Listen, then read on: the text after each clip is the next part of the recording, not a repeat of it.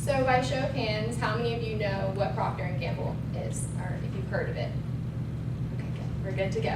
My name is Kelsey Koval, and this is my partner, Shay Sutherland. We are both currently students at St. Edward's University, and we've done extensive research on this topic. We're going to inform you about Procter & Gamble, kind of do a run through.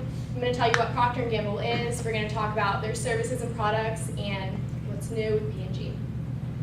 To start off with, it started out in 1837. It was a family-run company, and originally it was kind of like a soap and a candle, basic, not as big as it is today. It was very small when it started out.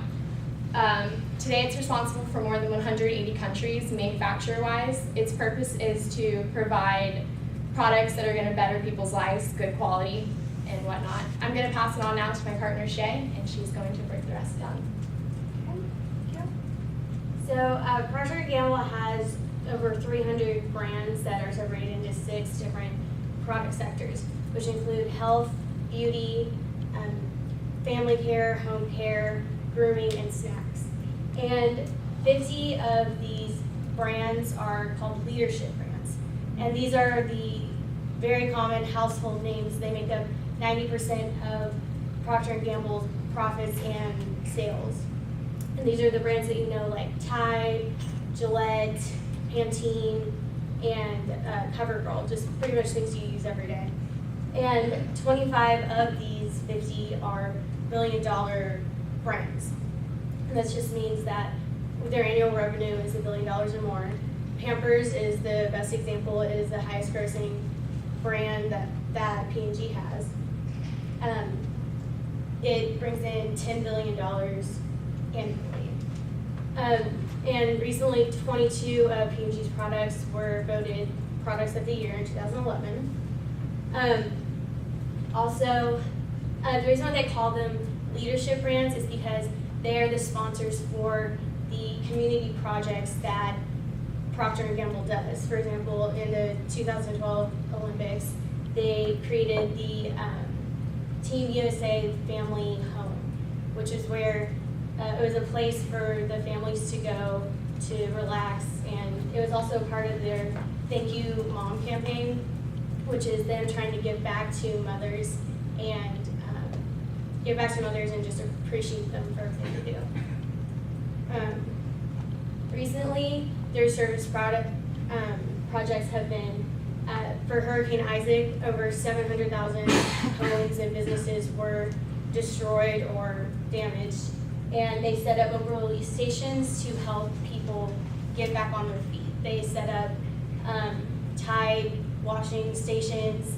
They set up Duracell battery places to get electricity, and Charmin restrooms for people to clean themselves and basically just pick themselves back up from off their feet.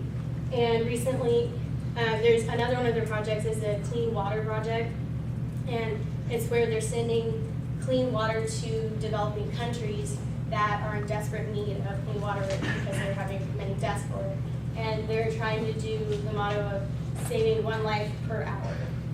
So, and they've been very successful with this campaign. Also, they just recently donated $50,000 for the Paralympic athletic development, and this money will go to developing programs for disabled children for athletic programs. And the CEO of Procter & Gamble always talks about how innovation is one of their main key things that they believe in success. And I think that through this innovation, this is how they have created these projects to try and give back to the community, to give back to the people that have made them so successful. And I'm going to give it off to Kelsey. Right, so in conclusion, I just want to do a quick wrap up of everything. So just remember, history-wise with Procter & Gamble, it started out as a small company, basics, candles and soaps, and now it is responsible for 180 countries, and it's one of the leading manufacturing companies. Products, whatnot, I don't know if many of you know this, but even though Gain and Tide and whatnot seem to be competing, Procter & Gamble pretty much manufactures those. So basic household items from Tide, and then it also goes to feminine items such as CoverGirl and other makeup brands that are often found in like CVS and Tom Thumb and whatnot.